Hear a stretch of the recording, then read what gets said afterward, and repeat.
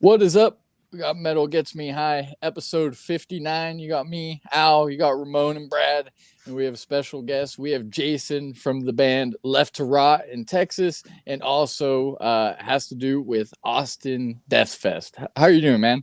I'm good, man. How y'all doing? We're good. We're alive and breathing still. That's it, man. That's it. So you're all the way in Alaska. Your band is in Texas. How's that work? So I grew up in Alaska, actually. I've lived in Texas for a little over 10 years, and I have a job up here. So I'm like in the Arctic Circle right now in a remote like oil field, and this is my room. This is like where pretty much all our music gets written. I got I got my shit all. Got the fucking axe ready to go. So yeah, man. Are there like neighbors around you, or is it just you in this spot right here, just shredding? No, I'm in like a total dude camp right now. There's like 300 people here or something, but it's like a whole. It's crazy, dude. Like the Trans-Alaska Pipeline, we basically like put oil in that at the very beginning of it, so that's kind of holy shit. Like out the window is straight tundra, dude. Like it's literally the thing. But I'm just like living in it. You know what I mean? Oh my god! Is it that time of the year right now where it's like 24 hours of dark, or? Yeah, pretty much. Okay. Like there's like a little bit of light, but it's pretty much just black forever. Yeah. Oh my god, that's terrifying. So there's nothing around you; it's all frozen, and it's just black everywhere. Yeah, pretty much. Yeah. Well, fucking that's pretty easy that's to piss outside, I guess. That's a great place to write some metal. I'm gonna be honest with you. You're right, dude. Nothing is more inspiring than hating where you're at. Does Frozen Soul hit a little different out there looking out the window, dude? I always laugh because obviously they're from Dallas, and they just have the Frozen shit on lock, and I'm up here just like I don't know how they perfected it so good just growing up in Dallas because they nail it for sure. Oh yeah, that's fucking great. 100%. Now, with you growing up in Texas, you're literally right now across as from tip to tip of the United States. Usually people are going like this. You're like this. Yeah. How long is that freaking? Flight? It's an expedition. It's not even a flight. It's probably 10 flights and a fucking bus and sled dogs and shit. How does that work? It's definitely. I fly over 100,000 miles a year. For sure.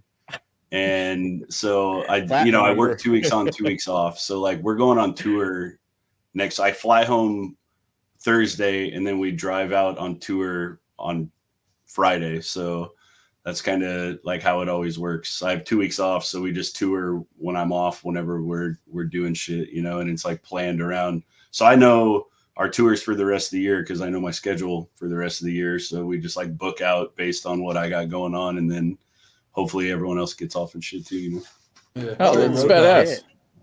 Well, so how long is that expedition? I just want to know. Oh yeah, my bad. Sorry. No, you're good. I want to know how long is it when you leave from work back to Texas? How long is that whole escapade? So I leave. Alaska's 3 hours behind Texas, and I leave at like 9 a.m, and I get home the following day at 5 a.m. Is generally like what my travel is like, and then on the way up it's the opposite of that. So okay, holy shit. Well, that's a hell of a ride, man. That's really cool. Whereabouts in Alaska? It's this place called Prudhoe Bay. So if you look on the map, like the Arctic Ocean's like a 10-minute drive from where I'm at, right? It's like very north. Did you say Prudhoe Bay? Prudhoe Bay, yeah. We actually fly into Dead Horse, so everything up here is metal as shit. You seen a polar bear? Yeah, see polar bear for sure. Oh, that is terrifying. A fucking massive fucking animal. Yeah, dude, you'll see them sometimes after they like got a caribou or something. They're just like coated in blood and shit. It's pretty sick. That's all right. You got to get a good picture and use it as you got to use it as a fucking album cover, just a polar bear with blood on it. Well, enough of Alaska. We'll get into all things Left to Rot and what you're up to. First and foremost, how did you get into heavy music? Dude, when I have an older sister who definitely inspired my music taste from like a super young age. She's 5 years older than I am. And she got in trouble for some reason when I was like 11, and my dad took all our CDs and put them in the shed. And I just happened to stumble across them. And the first CD on top was Danzig 3, How the Gods Kill. Okay. And so I put that in and I was just like, fuck, this rules. So I'm like a huge Danzig fan still, but like, the other two CDs I grabbed were Slayer Live Decade of Aggression and White Zombie Astro Creed 2000. And so I just like listened to all those and was like, okay, hell yeah, I have to just dive into this box. And it was just like, I don't know, dude, Pantera, Slayer, Metallica, whatever, like all the classic shit, you know. And then from there I just started, I'm like kind of old, like everyone in our band is, right? So okay, in like the early 2000s, I was super into like Chimera and just Pantera, of course, but Damage Plan when they started coming out, like all that. This is gnarly. I've never shown anyone this. I got this Black Label Society tattoo in 2004. Fuck, sick. Okay. Awesome. Fuck yeah.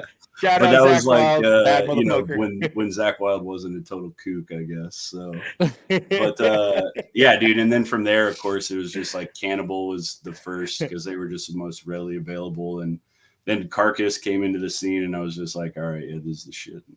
Okay, hey, that seems like your introduction for having Danzig, Slayer, and White Zombie. You've got like a really broad, I feel like you know, introduction where, you know, they've all got riffs, but like vocals, they're all completely different aesthetics. So that's that's really cool to hear. That's how you got into it. As far as like when did you pick up an instrument and like kind of decide like, oh, you know, listening isn't enough for me, I kind of want to like play this stuff? It was kind of early, honestly. I was super into punk when I was a kid too. Like, you know, I mean, Blink-182 is huge then, like Dude Ranch and shit like that. But like NoFX and Black Flag and, you know, Descendants, Dead Kennedys, like all that kind of stuff just kind of got me stoked to play guitar. And when I was like 13, my sister's boyfriend had this like purple metallic Jackson Dinky. I was just geeking out on that thing, and he sat me down and gave me an AC/DC tab book and was like, here, just play this shit. And he like told me how to read tab. And of course I couldn't play anything, but him and my sister gave me a guitar for my 13th birthday. And then I just kind of geeked on that for off to the races from there. Time, you know? Hey, that's it. That's awesome. I'm just kind of starting to learn how to play. I'm like a year in, and I got a Jackson bite too, where I was like, man, I really want to get Jackson. And I'm like at the point where I could read tab and I could like kind of play it. I could play like sections. I just can't play a song. Right. You know what I mean? Dude, it's gnarly. Like I think people underestimate like that initial start. It feels impossible because you just go to do something with your hand and you're like, yeah, that actually isn't possible for me to move like that. And it'll be a very basic chord shape. And you're just like, nah, I don't think so. And then it's like months of just playing absolute dog shit, you know, and you're just like, I want to play this easy song, but I can't even strum a note. And so once you get through that and you get like the first, like, oh, I can play, the first thing I learned was the intro to One. And then that connected like 10 other songs because I'm like, oh shit, I can play these notes, so I can play these notes, you know. And then it was like you get that and you just get stoked, and it honestly never changes because there's so much shit that you can get better at, and you're like, oh, that seems impossible. And then you learn how to like do chord inversions or something, and you're just like, oh fuck yeah, and you get pumped, and then you learn a bunch of shit off that, you know. Yeah, like a never-ending realm that you could just keep diving into. You just keep going. And then you just see a 10-year-old kid on YouTube that is better than you ever be, and you're like, fuck, dude. You know, I see that all the time. Oh, the guy who like just freaks me out is Brandon Ellis from the Black Dahlia Murder, because like, dude, he's just so gnarly. Ridiculous. So like sometimes I felt like when I first got in, you kind of are like, man, I'm never gonna be able to do that, and you kind of have to be okay with that to some extent. Like, I won't be that good, but you know, I'll figure it. I'll be able to play a part of their song or something, you know? Dude, well, it's crazy because like Brandon's guitar playing has been that good since he was like 15. Yeah. You know, so it's like this nuanced shit that he's gotten better at. But he posts videos of himself from when he's in high school and he's just all like playing the gnarliest shit. And at that point, it's got to be like a natural talent, like a God-gifted talent. Like he was born with that and he just had to shape it out. He plays so much. That's so evident. And like I didn't know God could gift talent, Razor. Like, hey, you can practice the wrong shit for sure. And I played guitar forever and I still suck, but was like completely mediocre and played the same shit for like a decade, you know? And I'm like, I don't even, whatever, cool, yeah, I can play guitar, and didn't take it that seriously. But when I started taking it super serious when we started Left to Rot.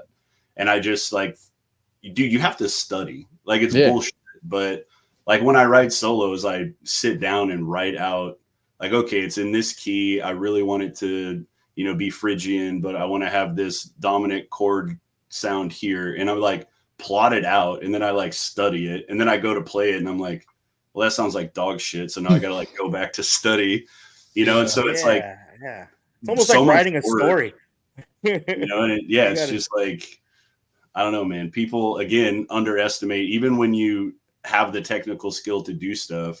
If you play someone else's solo, that's fine. But when you're sitting down and, I'm going to write this, you know, 16 measure solo, and you might have 4 measures that are killer. And you're just like, okay, I have all this rhythm playing that I can't make anything cool over. And so you're just like constantly questioning if you're worth a fuck or not. You know, correct. So are you guys a 3-piece? Yeah.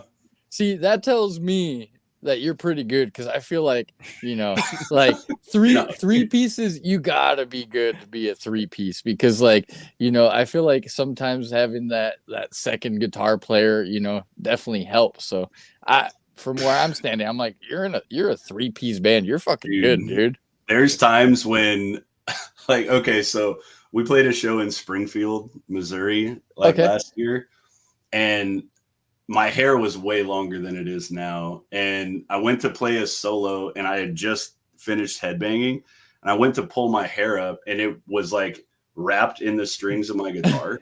And this part is like super chill and it just has me playing this lead over it.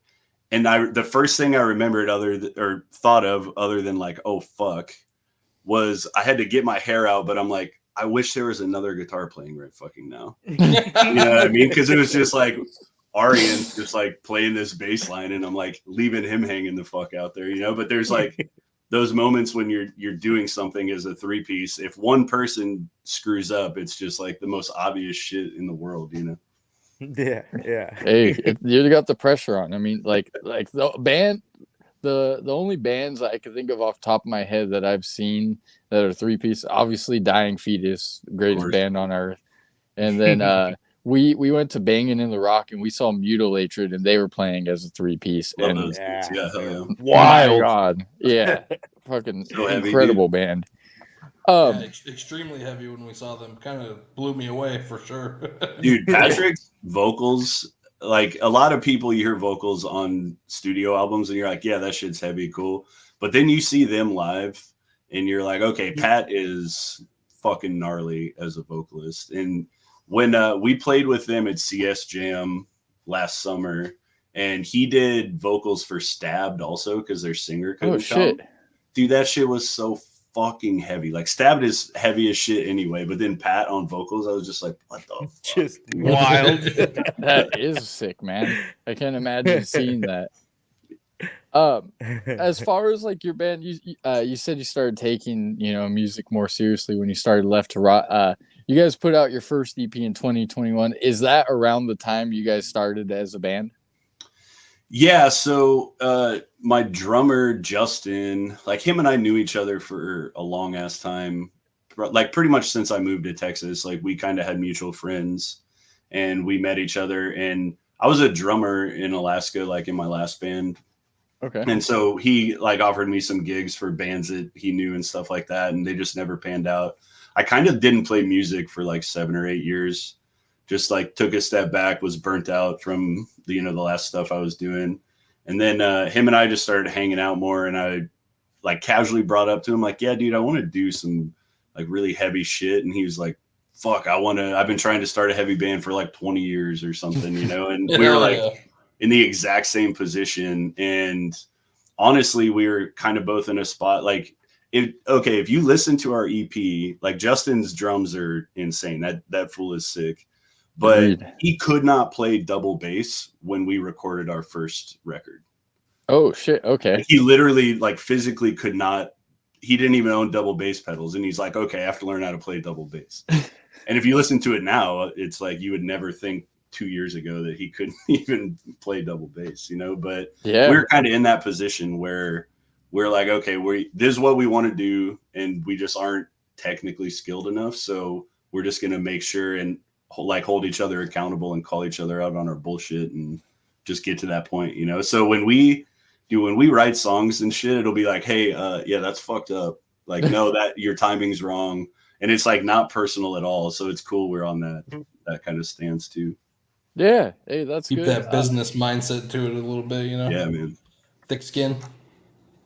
I mean, it makes sense. You obviously you want to put out the best you can, so that's a good thing that there's not any ego there to be like, well, what about you? You know, so the solo on Already Dead on our EP, I had a solo that we've been playing live for like 6 months before we recorded that, and we went in, we recorded it. Justin and I both have like little studios at our houses, and so we recorded it at his place. And I did it in one take and it sounded fine. I'm like, I'll just do another one. And I recorded it and he's like, nah, I don't know. I don't think so. I'm just like, the fuck do you mean I don't think so? You know? And he's just like, it just doesn't do it for me. And dude, we sat there for 4 hours and I'm like, what do you want me to play? And he's like, I don't know, but not that.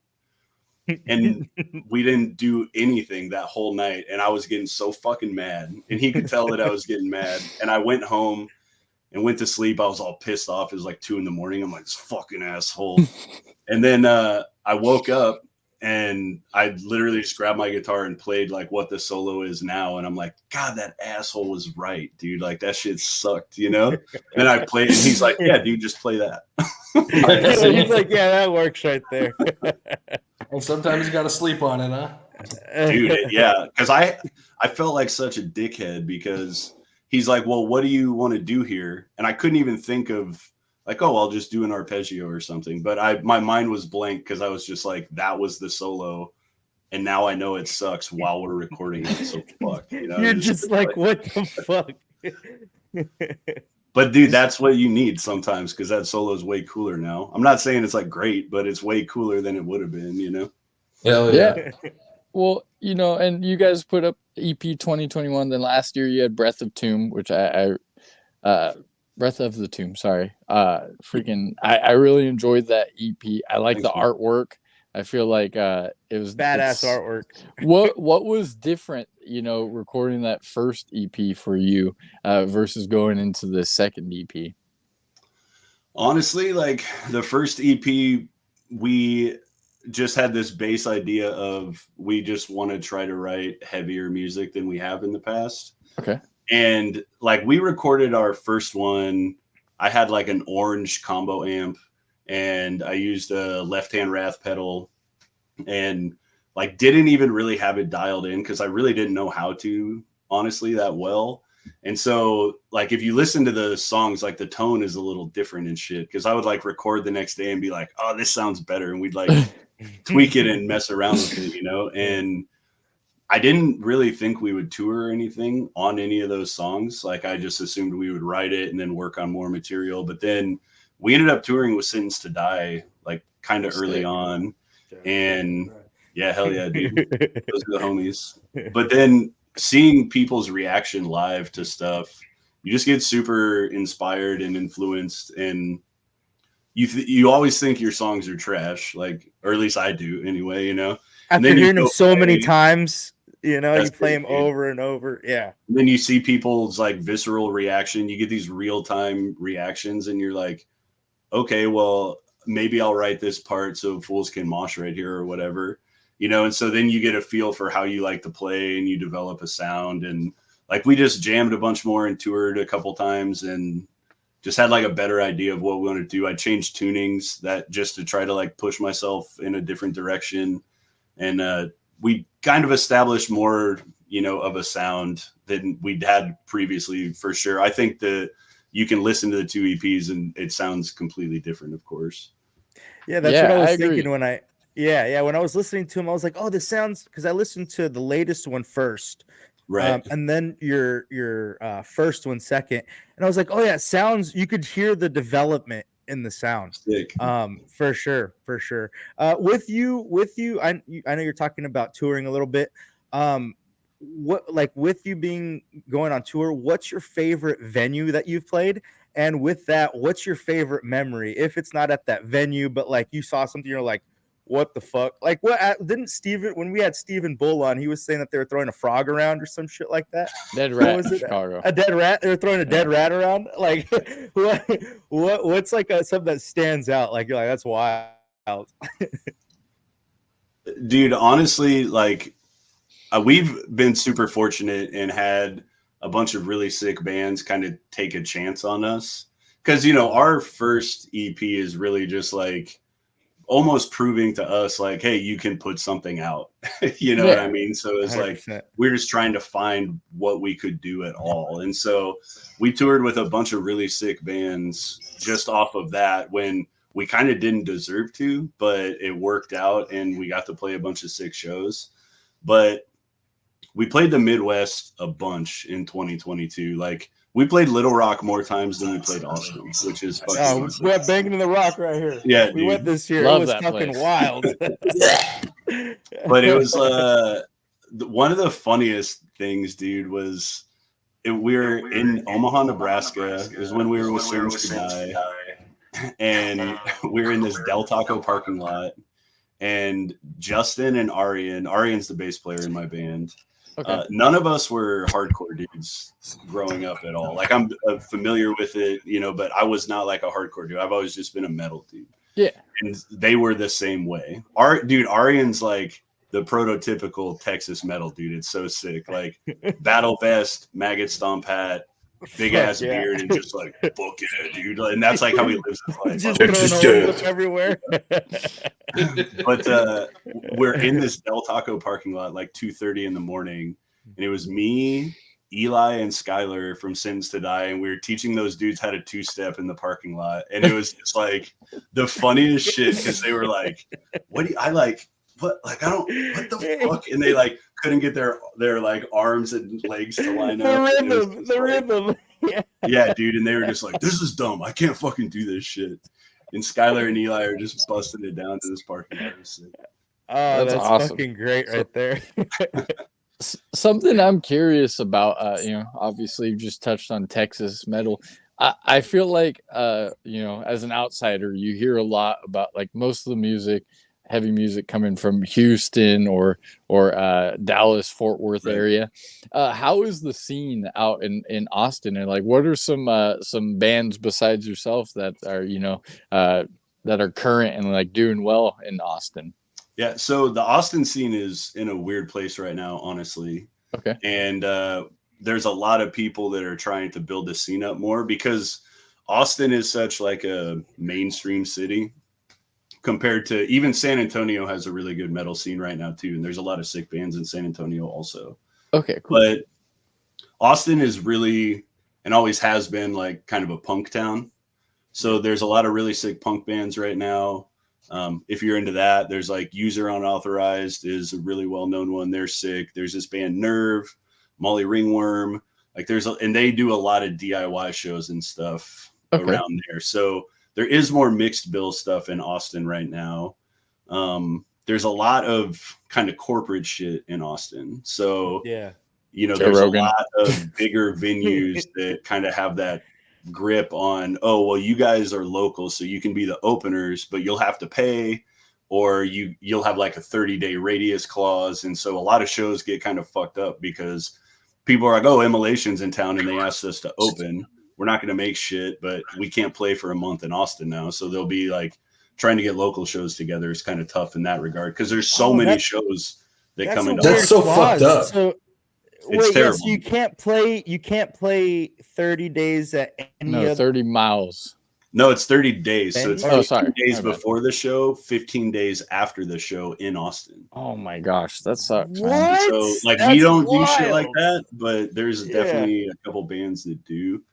The other thing in Austin, there's some established bands, but they're more like kind of blackened thrash type bands. Okay.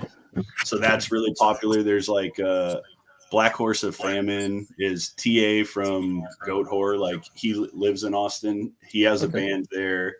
There's these bands that have been doing it for like 20 years out there. You know, Hell Fury is another one, but there is like some more up and coming heavy bands. There's one, if you guys haven't heard Death File Red, definitely need to check them out. They put out an EP the same day we did, and it's called Unitarian. And that's just like, dude, the most anti-poser straight death metal ever. You know what I mean? I'm adding what's it called? Their guitar player rocks a full stack at every show, like no matter where they play. So they'll play in a room the size of the one I'm in right now, and he just has double Marshall cabs, like no matter what. Like, so they're always doing that. There's this band Saint Peeler, who they toured with Creeping Death last summer. But Matt, their guitar player, is the new guitar player in Flesh Rot. And then Adrian, their bass player, is the new bass player in Creeping Death. So those guys are on the road a lot doing that. But they're playing my fest.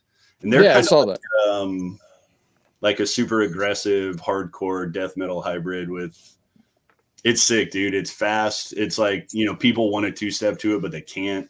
It's like overly aggressive, like fast shit. Other bands, I'll quit talking about it too much, but other bands are like Feed Your Body to the Void. There's this band Purifier, Mothman. There's some other heavy bands definitely doing shit. Bosch is sick, but there's a lot of like experimental bands too. There's this band Glassing that really does a lot of shit, and then Portrayal of Guilt is from Austin. They're killing it. Love them. Yeah. But yeah, the local scene itself, like I promote out there and try to do shows. It's hard because I'm gone so much, but there's a couple, like Bad Kids Presents does a matinee hardcore thing every Sunday, and they've been trying to do that and like kind of build the local scene up. I'm starting a local showcase thing when we get back from tour, so every month like free shows with different local bands, and we kind of don't have like that band yet. Yeah, that's you fair. know, so Dallas has Frozen Soul and Creeping Death and Tribal Gaze. Houston's got Corpse Pile right now. San Antonio has this band Life Cycles, who, if you like riffs and like Power Trip Iron Age style I'm shit, gonna write that down. Life Cycles. Life Cycles. They're about to put out some new shit. The homies in Realms of Death just put out an EP. They're super sick. Sanity Slip is from San Antonio. Slaughter Swamp. There's this new band called Voracious Contempt. Like they have bands that like prop everybody up. You know what I mean? And like, you never know when a band's from Austin, because have you ever heard anybody go like, "Hey, we're from fucking Austin"? No, never. We're from Houston, you know. So. Yeah. There's even a Lubbock, you know, with Judiciary. So it's like that's why I was like, you know, that's interesting that like Austin is such a big city, but like, you know, when I like thought to myself, I'm like, I don't really know of a band, like you said, that carries the flag. So that's interesting to hear. But like this festival, Austin Death Fest, like truly one of the sickest lineups I've ever seen. How the fuck did you nail that? Yeah, like how did that go from idea to like putting that together? And what was the biggest obstacle of that? All of it. Yeah, that's fair. No, it was last year, I would say in probably February or March, because of the Austin scene. That like the whole purpose of me even wanting to do a fest is I have so many friends in touring bands that are either, you know, just DIYing it still and trying to find a spot, or like homies whose bands are like kind of starting to get signed and do things, and they always skip Austin. and it's just like they go from Dallas to San Antonio, so you're literally driving through Austin. Just fucking stop, you know. But people are like, "Oh, the Austin crowd sucks," and right now it kind of does. We're like in a lull where, you know, we play to full rooms, but everyone literally just no one's moving. It's crazy. Like it's impossible to get DIY spots to mosh, unless, I mean, that not always, but you know, for the most part, that's kind of how it is. So it started as like, well, I want to try to everyone get square dancing instead of two-stepping. yeah, pretty much. But Sorry, I wanted to try to put a fest together, and Mohawk is my favorite venue, like anywhere. I know, kind of circling back to that question, we haven't played there yet, but that's my favorite venue. I've seen so many like seeing Power Trip there, you know, like in the 2010 era, mid 2010s, whatever you call that, like seeing them there. I've seen Carcass there. I've seen Black Dahlia Murder there. I've seen Cannibal Corpse there. Like any sick band that's on that level definitely comes and plays Mohawk, and it always sounds killer. It's cool as fuck, like outdoor venue. So that was my initial thing. Like I want to have it at Mohawk, and I want it to be really inspired by like the old Milwaukee Metal Fest in the early to mid 90s, where it was like, this is a snapshot of all the sick, like contemporary death metal bands, and they're playing this huge thing. You know, now we look back at it and it's like, oh yeah, of course. Like, why would Gorguts and Cannibal and these guys not headline? And it's like, yeah, but at the time, no one gave a fuck. So that's why they wouldn't. And we're kind of in a spot now where those bands are still popping. So yeah, you know, Blood Incantation is insane, and they're opening a fucking tour for guys that are 60. And it's like, that wasn't a thing in 1994 because 60-year-olds were dead. You know, it's like, yeah, that's not how shit works. 60-year-olds are in fucking wheelchairs. Yeah, within the last 40 years, there was people living past 60. This new thing, yeah, dude, you're 70s. It's a new thing. But I wanted to kind of, that's why I have no legacy acts, and that was like very intentional. Just because it was like, what contemporary death metal bands can we have? And then so many of my homies' bands are just grinding it out. Like Maul is on there, and they tour like crazy. Dude, all I'm DIY. Rocking everybody today. We love and Maul. It's just like Maul putting them on dudes. a bigger stage and putting them in front of a bigger crowd than you can get at, you know, X-Ray Arcade in Milwaukee, which is a sick place to play, but you're not going to get 900 people there. You know, it's just not possible. So trying to organize it like that. And it started as this pipe dream. You know, I was like talking to my wife one day, like, it would be cool to do like a death metal only fest. Cause that's the thing in Austin too, is there's cool festivals, but it'll be hip hop on Friday, electronic on Saturday, metal and something else on Sunday. So they have crazy bands, but it's never just like, there's a metal one festival. thing. Yeah, it never narrows it down to just the metal.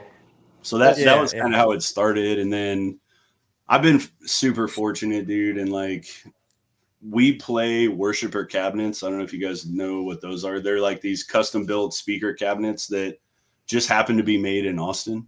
Okay. And so they do a lot of like kind of doom metal festival backlines. They do Northwest Terror Fest, Monolith on the Mesa, like kind of bigger festivals. And I wanted to get a speaker cabinet built. And so I approached those dudes like, I think in 2020, and they built me. So the cab that I use is it's 212 speakers on the top and then a big ass 15 on the bottom. Oof. So the low end's like ridiculous. And when Arian joined our band, they were like, well, we'll give you a discount if you want to play worshiper shit too. And so they've rode for us super hard and always been like, if you need gear when you go on tour, just let us know. And they're local, so it's sick.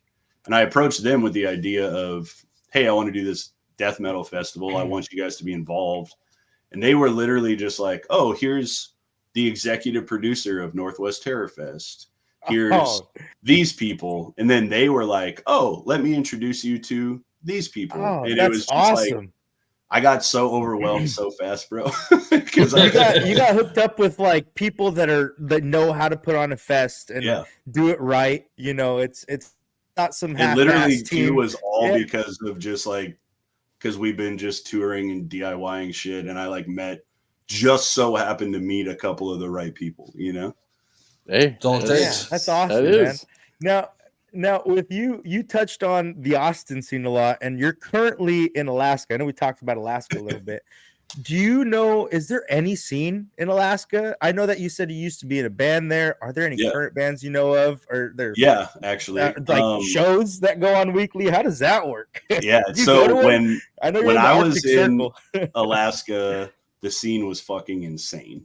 Okay. Like obviously you can't like tour that much or travel, but dude, we would play shows and it would be literally sold out. Like we could play a bar and make like $1,200 a night because there's so many fucking people there. There's this band that's based out of Dallas now called Turbid North. And I've heard of them. Okay, so I grew up with those dudes in Alaska. And Nick, the guy who sings and plays guitar, actually mixed and mastered our EP, our last EP. So oh shit. Yeah, and him and I like went to middle school together and shit. It's fucking weird. But when I was younger, Turbid North was like the band in Alaska. And then funny enough, they opened for Drowning Pool when they like toured in Alaska, and they were like, you guys should go to Texas, you would kill it, and they did. Okay. Oh no shit. And that's awesome. Yeah, we would have crazy shows, dude.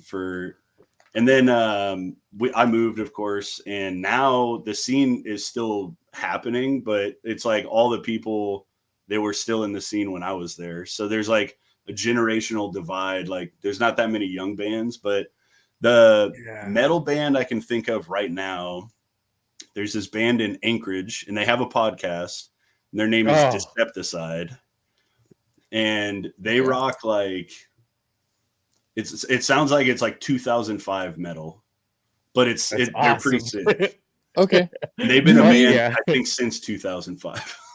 When you say like it sounds like 2005, is that like kind of like like it's like Kill Switch, Darkest Hour, is that kind of stuff? Yeah, it's definitely like Darkest Hour, Lamb of God, like harsh vocals, but not like any gutturals or like crazy highs, just that kind of like nice mid, like with cool riffs and definitely like they've never that's like Alaska too, though. There is a bunch of metalheads in Alaska for sure. I mean, makes sense. I'll drop it here first, but we're touring Alaska this summer. Fuck yeah. Fuck yeah. I mean, if you're watching polar bears covered in blood walking around, I mean, you got to be some sort of metal. Hey, nature is metal, brother. It's true. One real quick thing about your festival. Who is the band that you look forward to seeing the most as putting on this show? Dude, there's so many, honestly, like, and that sounds cliche, but no, like, that's fair. I mean, look at that lineup. Band, but when I first proposed the idea, like literally just in my house to my wife, like, hey, I want to do this thing, and she was like, yeah, that would be sick, you should do it. And I'm like, okay, like kind of jokingly, I'm like, it's gonna be at Mohawk and Two Mold's gonna headline it. And this was, they hadn't played shit in years. And she's just like, okay, good luck. Like, hell yeah, I hope that happens. But, and then oddly enough, I struck up a friendship with Derek Vella, the guitarist, like way before any of this happened. Okay. Just quick side note. I was in the LA airport and I listened to a podcast that he was on. And it was right when the first Dream Unending record came out. And he had said, like, I wish someone would email us because we have our email in our bio, but nobody ever emails us. And I had like a 4-hour layover. I'm like, I'm going to email this motherfucker, dude.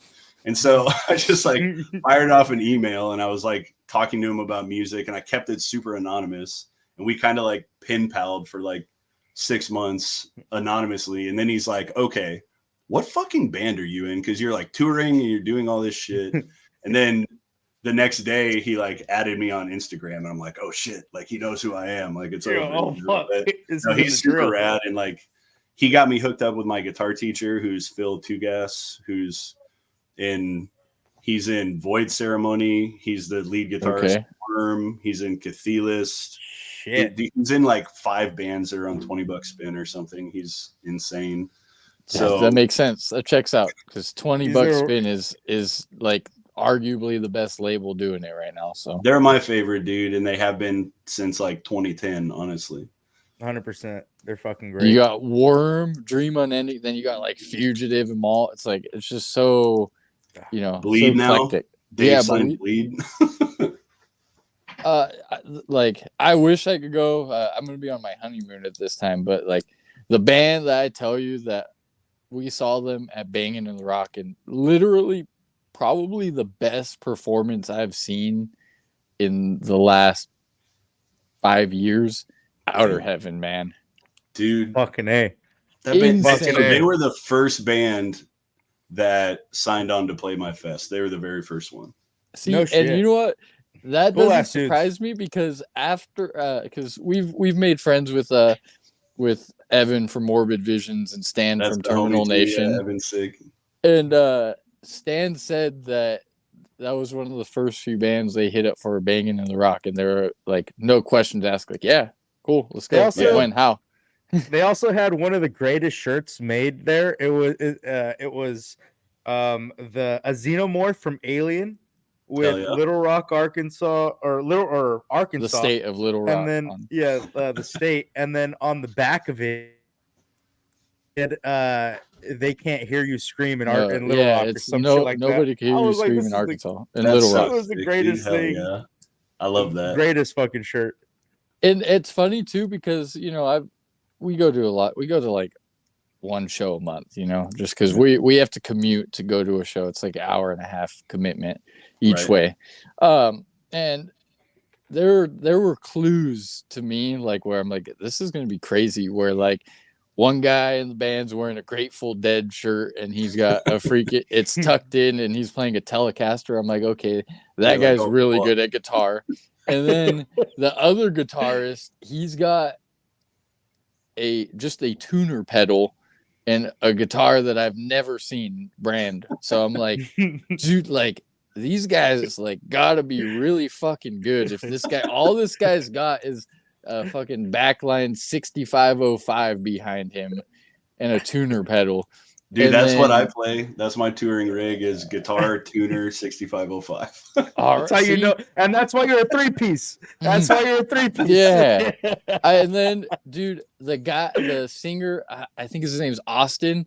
At some point, he's in the crowd, like moshing, pushing people around. Yeah. I was like, dude, on a busted knee too. On a you just had like knee surgery. He was hanging on my head at one point. I was Hell like, yeah, dude. I love that shit. That was my album of the year last year, so like I'm a fan. And that album after like just riffs, dude, front to back. That shit is so good.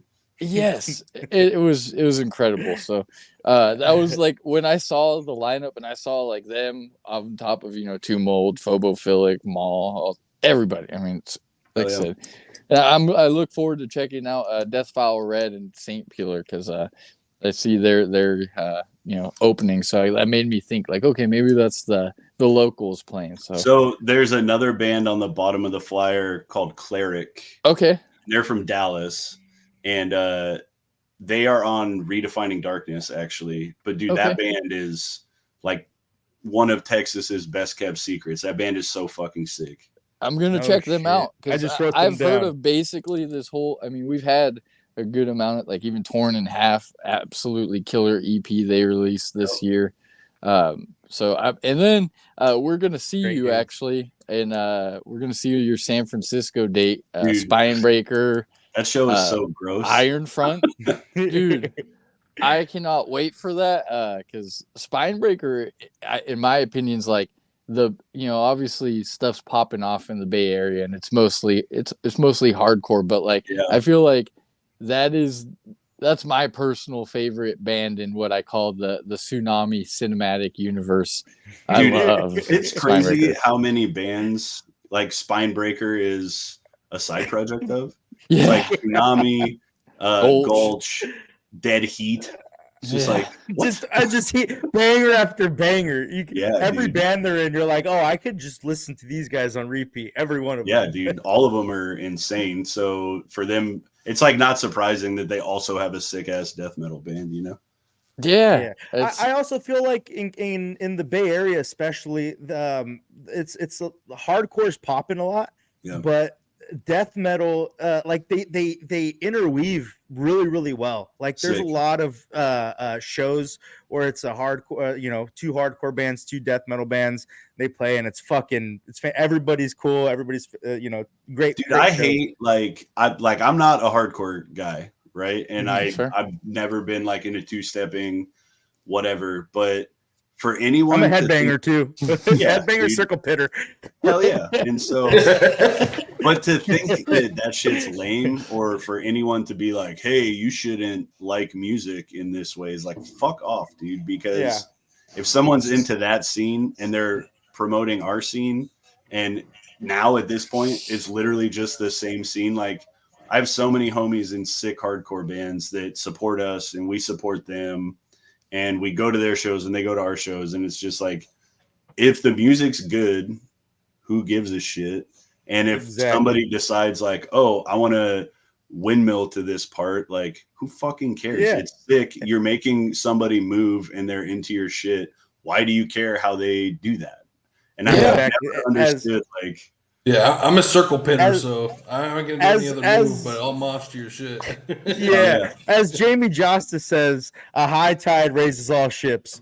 Everybody promotes everybody, especially in the Bay Area, from what I've seen. So it's awesome. It's dude, great. I will say that show almost fucking killed me. It was so I booked that show like maybe a week ago.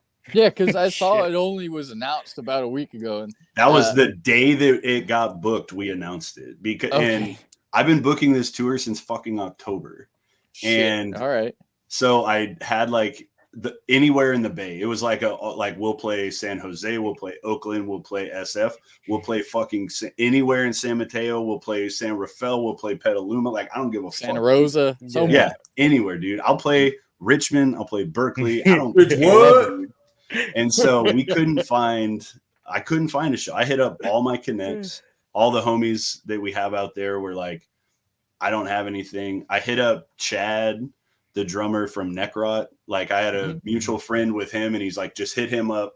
He gave me like 4 promoters, ghosted by all of them. Like, didn't hear anything from anyone. I had Mike from Barbaric Brutality helping me out in Sacramento. Shout out Mike. Mike's a great dude. Yeah, he is, dude. Yeah. And it just none of it worked. And I'm like, why the fuck can I not find a show? And then RNRG popped up. Someone's like, hit them up. And I hit him up, and he's like, "Oh yeah, dude, we got you a neck of the woods. I'll get Spinebreaker. It's cool." And I'm just like, "Oh, you're like, whoa, okay, like, let's do that."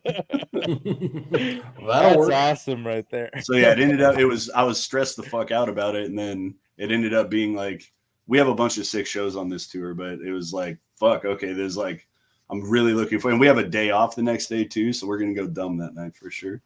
Sick. Well, we're glad. We're gonna be there. We're gonna fucking fuck yeah, dude. What's up? Fuck yeah. Listen, I call for a push pit like every night. Beautiful. If you guys aren't in the fucking push pit, we're in the front. Hey, I'm in the front.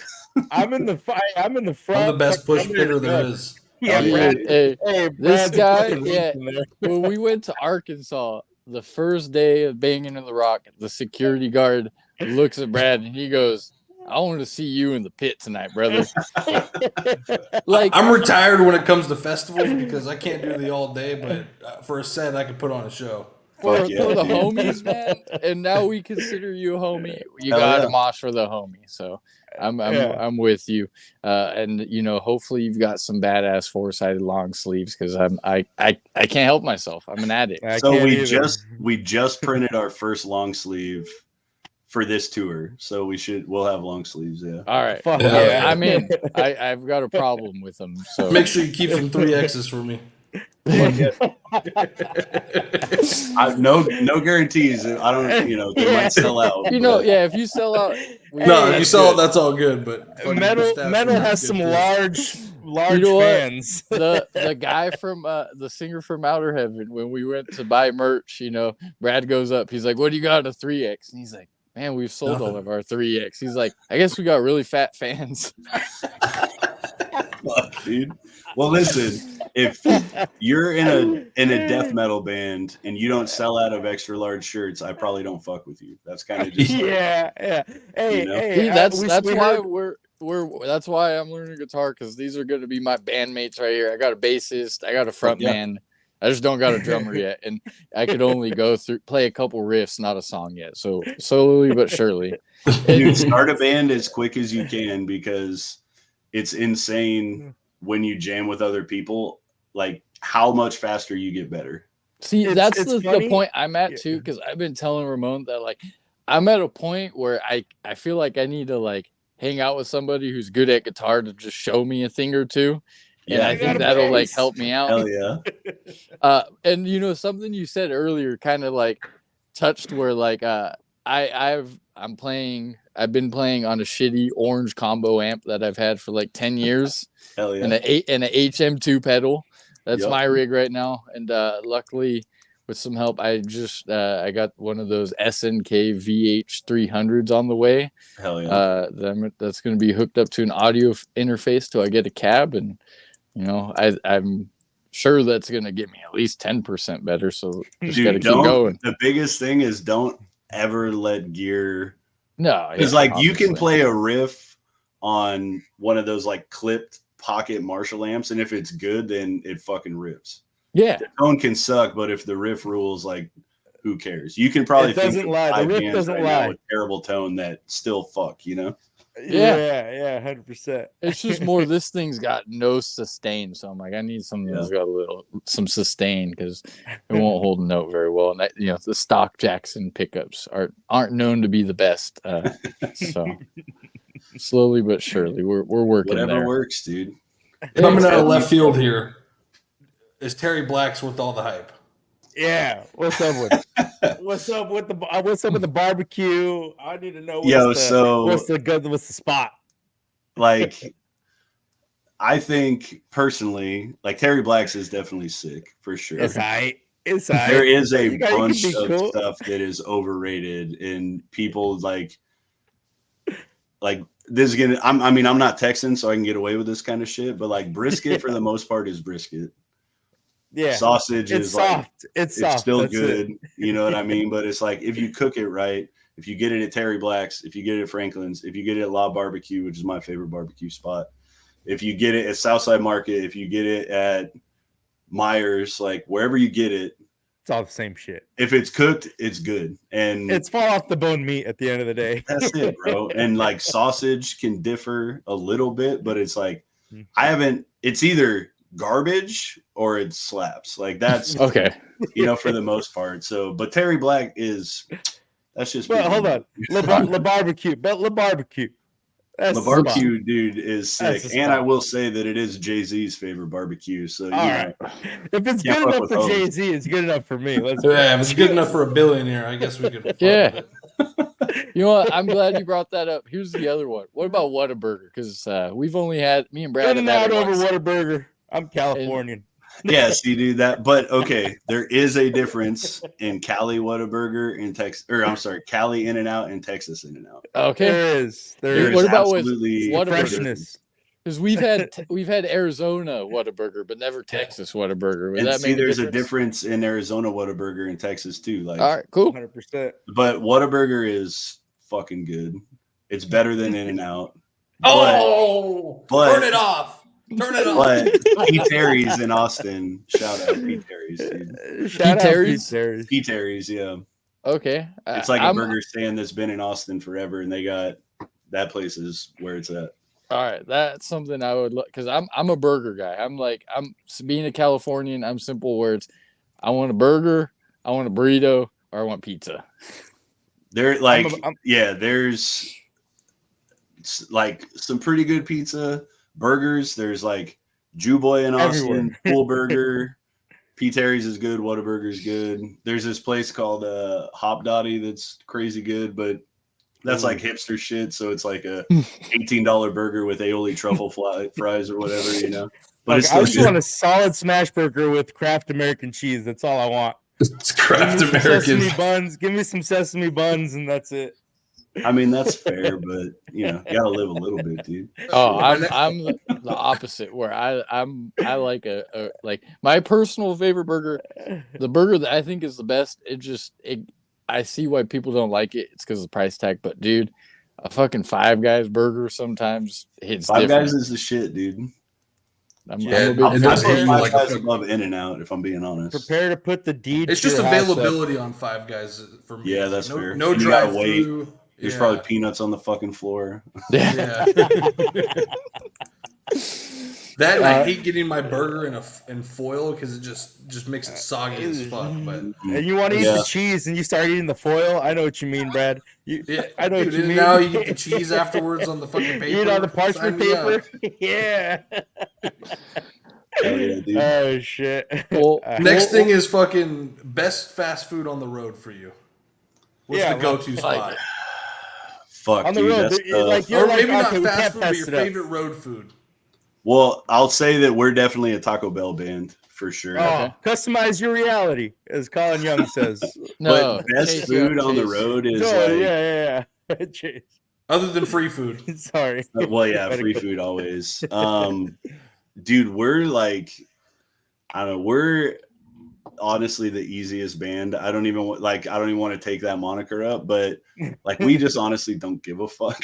And so like if there's a Love's, we'll stop at Love's. That's cool. If there's food like Vino's in Little Rock, like we don't eat all day and we just get free pizza while we're there.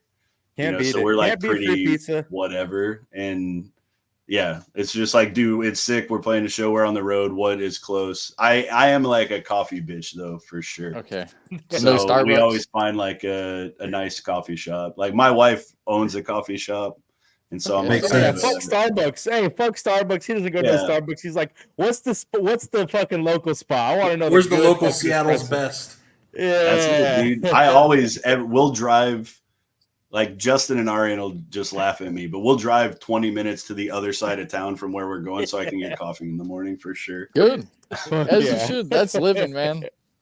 Fuck yeah, dude. And I'll get like some avocado toast or some shit too while I'm there. Al drove I think it was probably like 9 minutes each way just to grab a Celsius of his choice. So he knows all about. Well, the reason why is there's in our area, in our little town of Turlock, there's there's all kinds of gas stations, but there's one gas station that has every single flavor.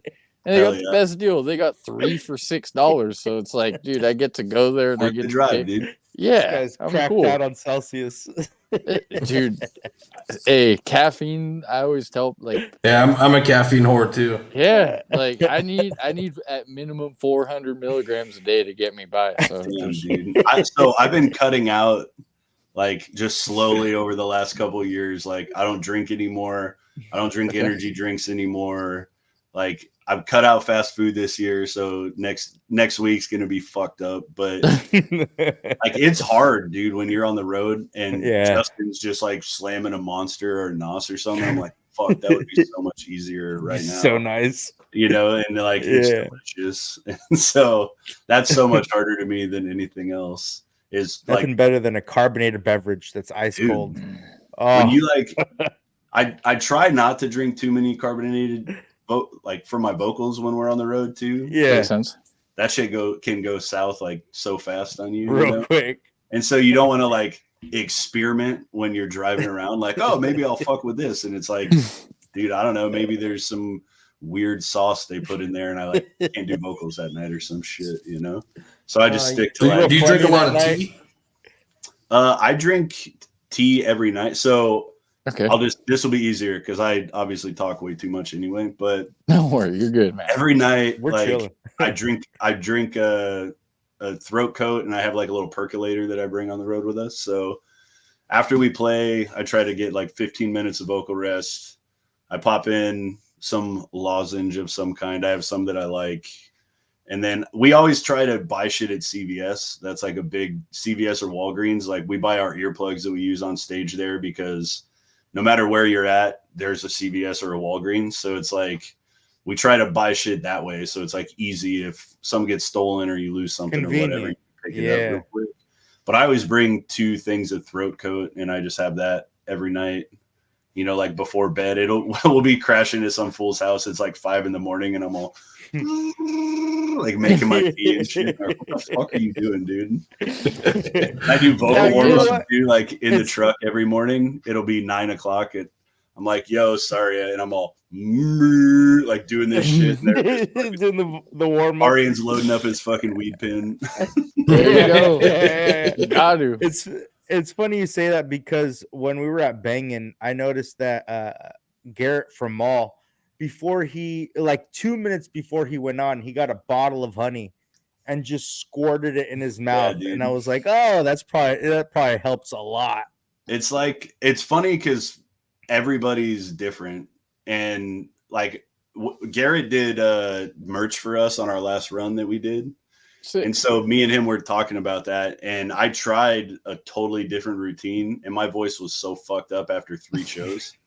And like we'll be on the road for 2 weeks and it's totally fine. But I switched it up just a little bit, and I'm like, my voice is cracking and shit when I'm talking on stage. And Arian's like, what the fuck are you doing? Like, what's wrong with you, man? I'm just like, I changed my like tea. I'm using a different thing, you know, and it's just like, if it's don't broke, don't fix it, dude.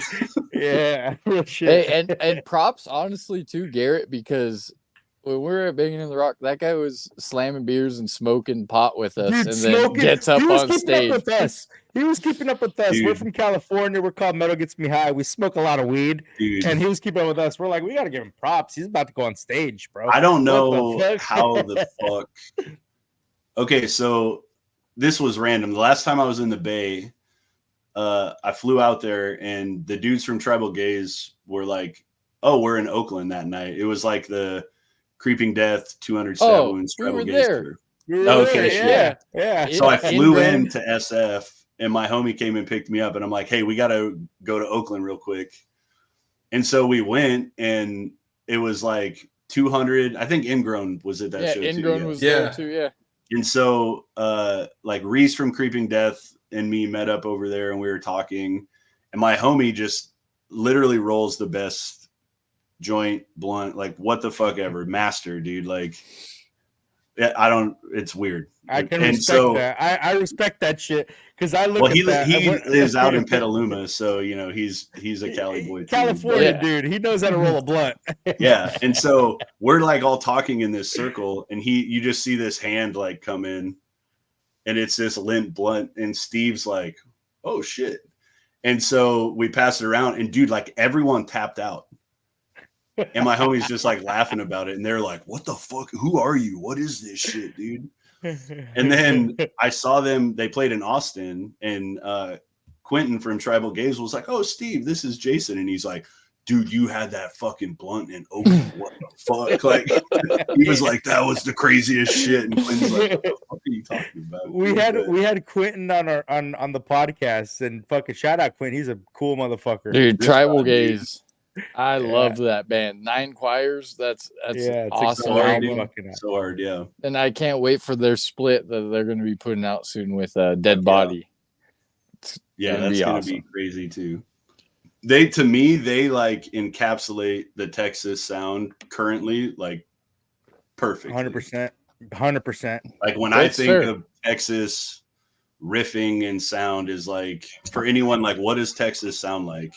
Like I think of them and I am. For sure. I am. I feel Texas Death. You hear that? You want to fucking kick somebody in the head. Dude, those guys. So we played a show with them. I booked them all in Austin. Okay. And we were just playing a show with them. And those dudes hit us up and we're like, "Hey, we're playing a show the same night. Do you just want to combine shows?" And we're like, yeah. Duh. And then they played, and we played this small ass room in Austin. And then a month later, they were in Europe playing to like 2,500 people. And I'm like, the fuck, dude? Like, you're in Europe right now? What the hell? But yeah, those dudes for sure. And Tribal Gaze. I mean, of course, there's insane bands, you know, but like that Texas death sound is just like, those dudes are crushing it right now. 100%. Well, I've only got 2 more things for you, and then we could start wrapping it up. Sure. So obviously we know you've mentioned you're going to do a lot of touring this year. As far as like your next release, do you think you're going to keep doing the EPs, or do you down the road want to do a full length as well? So we have a tour lined up in September. Okay. And then after that, we're not playing any shows, and we're writing a full length right now. So cool. We're definitely focused on that. We're already have like a studio and producer we're talked to and are working with, and we're like on this tour. So we're playing Denver on Saturday the 3rd. Okay. And then unfortunately our show in Salt Lake City just got pulled like a couple days ago. But I rented a cabin like on the Ogden River for 4 days, and we're just focusing on writing music, and we were like planning on writing on the road anyway. And so now we're just going to write and then carry on with our tour or whatever. So we're definitely like demoing and working on stuff right now. But that is the plan, is just to tour the EP for this year and then put that out and go into 2025 with whatever else, you know? Cool. Hell yeah. I'm excited for look forward to it. Yeah. I can tell you we're definitely like still focused on being heavy, of course, but we're definitely being like more exploratory, like in terms of what makes this song work the best, you know, and like not leaving anything no close. No like, stone. Like, well, what if we did some weird shit like this? And then we fuck with it and it's like, no, that sucks. You know, or like there's some like riffs are being developed way more, you know, because on the last one I was just really trying to like chug and be heavy. And now I'm like trying to refine shit more and like actually make the songs more expansive. But I mean, we're not going into like crazy, you know, progressive territory or anything, but yeah. I'm like definitely listening to a lot of Monstrosity and shit like that. Okay. Fuck yeah. Sick. I'm excited. Hell yeah, dude. The last thing that I've got for you is, how does metal get you high? Damn, dude. In a million different such a loaded ways. question. Like, so like I said, dude, I turned 38 when we're on tour. So, you know, like I'm pretty old. Everyone in my band, we're all the same age. So okay. I don't know anybody outside of people in bands that like, so when Carcass played, Municipal Waste played before them, and they've been one of my favorite bands forever. And I was just like, dude, I have to flip off the fucking stage immediately. Like, I can't stand here, you know? And like, my wife always laughs at me because I'm like, yeah, I'm just going to chill tonight. And it'll be like first fucking song. And I'm like, just like rushing to it, you know? And I just, dude, I can't not headbang. I can't help it. Not fucking mosh.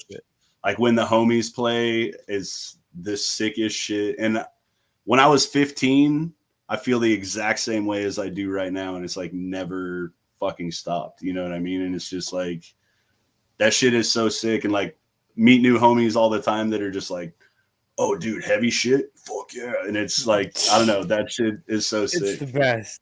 I love it. And like being on tour and seeing homies that are on tour. Like we played Fuck Your Life Fest that Corpse Pile put on. Okay. And I guess that was last summer. And it was like intersecting tours. And like one of the best moments of my life, dude, was we pulled up and we were like kind of one of the last bands there. And I walked into this alleyway and everyone was just smoking around the corner. And I walked in, like everybody in this big group was all, hey! And I was just like, this shit fucking rules, dude. This like, shit's the best.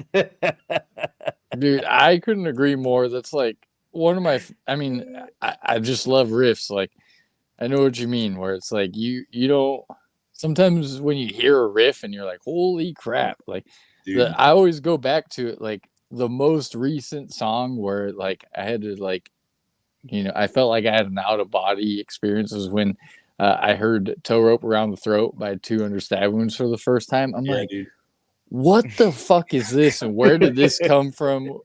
And I know what you mean. It's just like, it like changes your life. 200 has this thing that I can't explain.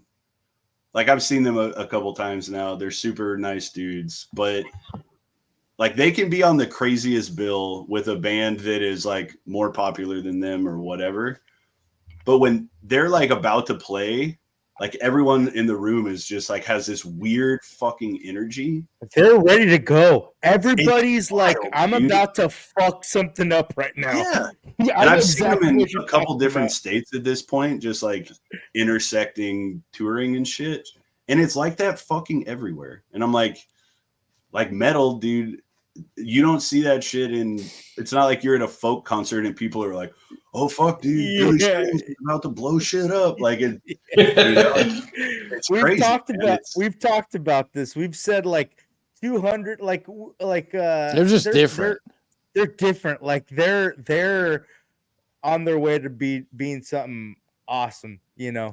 Their singles too is like you can tell they're pushing and they're like doing stuff. I will say Ray getting added into their band, dude, like the inventor of death metal, and like any cool band in Dallas he's probably played guitar in. Yeah. You know, and just like having him go in is just everyone was like, who the fuck is this guy? And it just is that Balls TX? Shout out Balls TX. Yeah, dude, shout out Balls TX. Bad motherfucker. Yeah. You know, and hey, Marble hat. That's how I know he's a fucking bad motherfucker. With the leather vest, bro. Yes. Yeah. If you guys haven't listened to Combat, I have. Combat is awesome. Yes, sir. Love those fools, yeah. I always call to, it's like kind of a joke, but like it's almost me manifesting it, where I refer to 200 Stab Wounds as the biggest band on earth. Like I just, dude, their rise through shit. Of course, they've lived on the fucking road. Like they've been just on the road constant. But from like when Piles came out to now has just been like the craziest, deserved admiration people have for them. But yeah, it's fucking another band that's kind of like that, dude, is Bonginator. Like, as we toured with them, we're gonna see them. We toured with them on Saturday. over the summer. We're seeing them Saturday. We're so juiced. They were at my house last weekend because they played. We had him on the podcast. Oh, dude, he's the man. Eric's so funny, dude. I know you guys are trying to dip, but no, you're good. Please. We have time. 3 hours. Okay, I'm off tomorrow. I went and hung out with those fools. They're on tour of the Squala Grind right now, right? Yep. Yeah. Sold out show at Inside Mohawk. Crazy, like people going hard. And I took a picture with Eric because I told myself like I'm gonna take more pictures with friends this year because people are like, oh, how was tour? Like who? And I'm like, oh, and I'm looking through my phone. I have pictures with fucking nobody. So I'm like, okay, got your dog in there, and that's about it. Like document the homies, I guess, Yeah. And so Eric has this thing where he's like, dude, take a picture, but he goes, all right, are you ready? And I go, yeah. And he goes, I'm like, what the fuck are you doing? And he's like, oh no, I look at my phone now in pictures. I'm just like, okay, whatever. And so he's like, send me the photo. I send it to him, and he posted on Bonginator's story and tags me and tags Left to Rot. And so then we're sitting at a diner together. It's like 1:30 in the morning. And I'm like, dude, check this shit out. And I write like basically a promo for our album. I'm like, Bonginator, listen to Breath of the Tomb. You should too. Yeah. And I like put a link, right?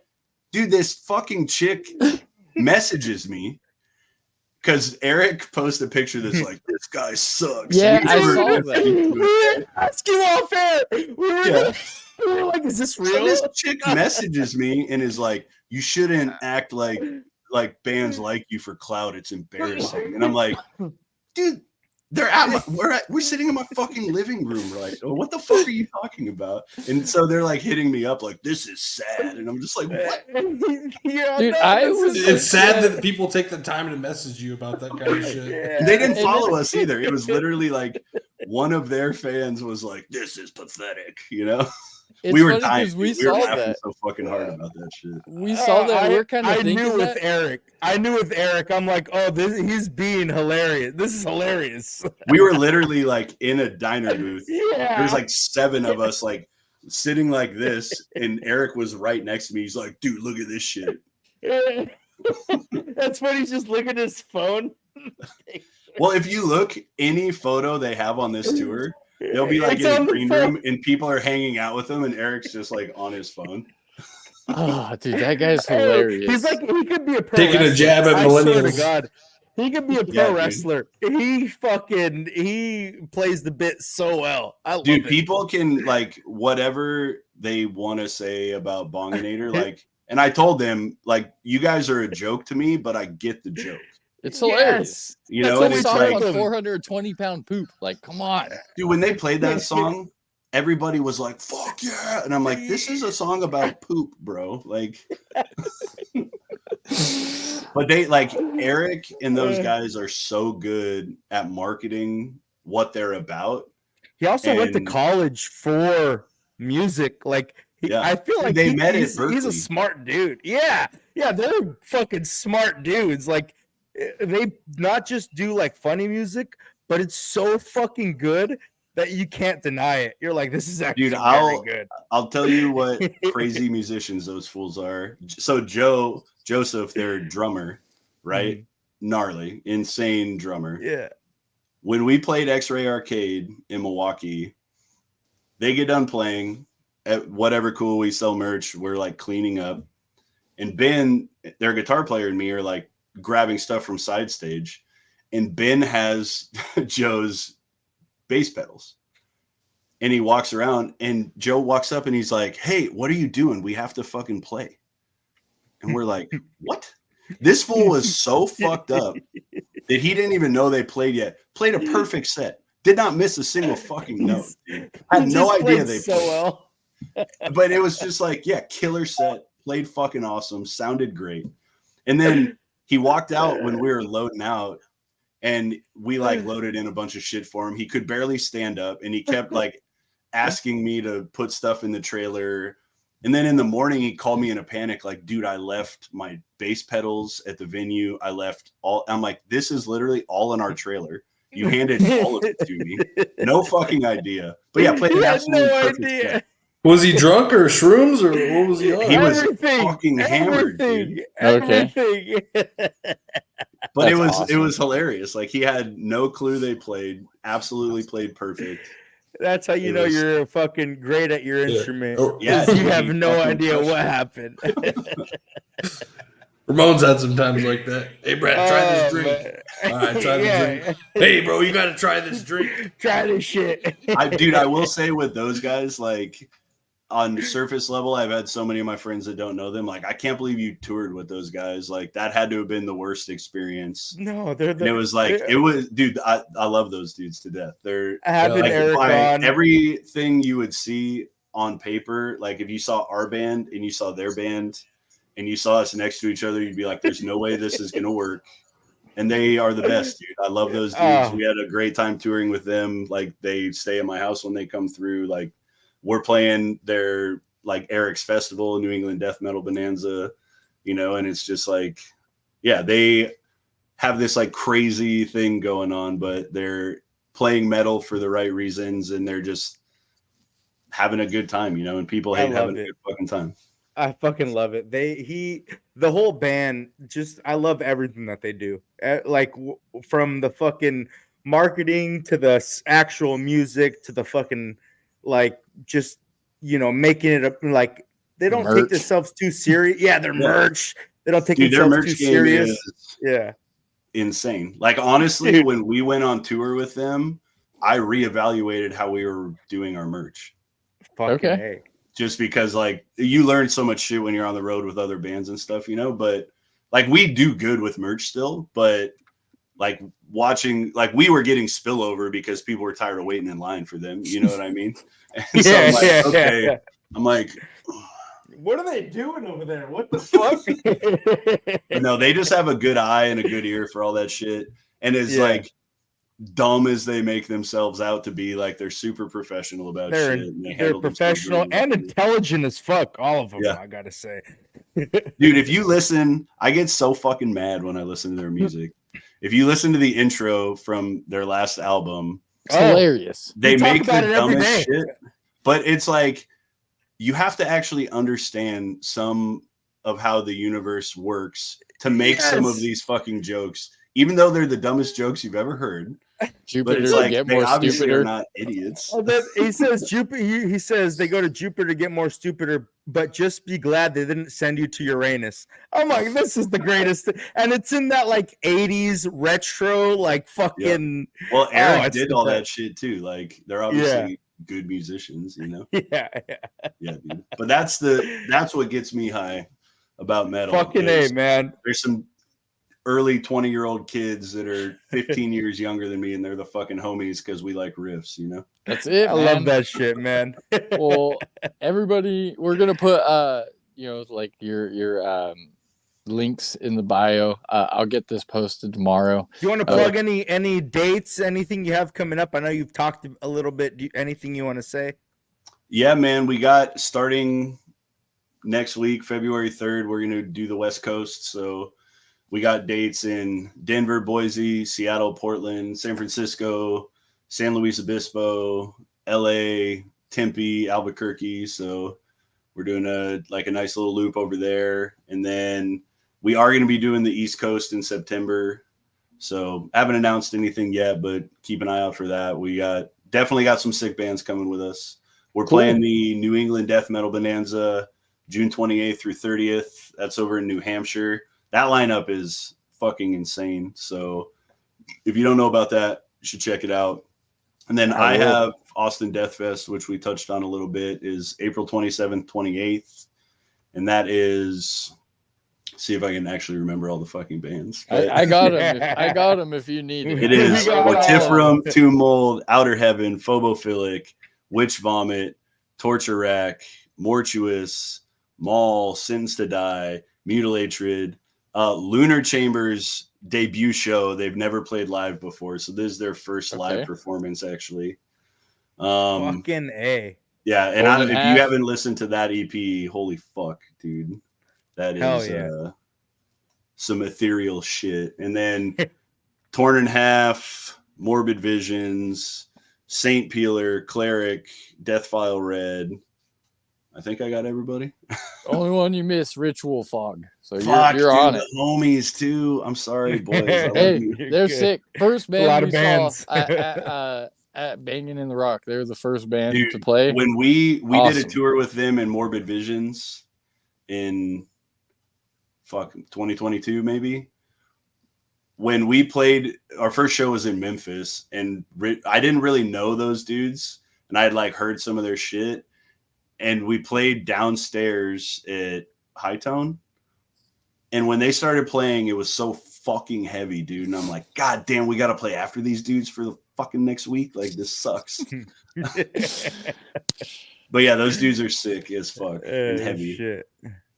Well, I wish I could go to that festival, but hopefully you can go in 2025.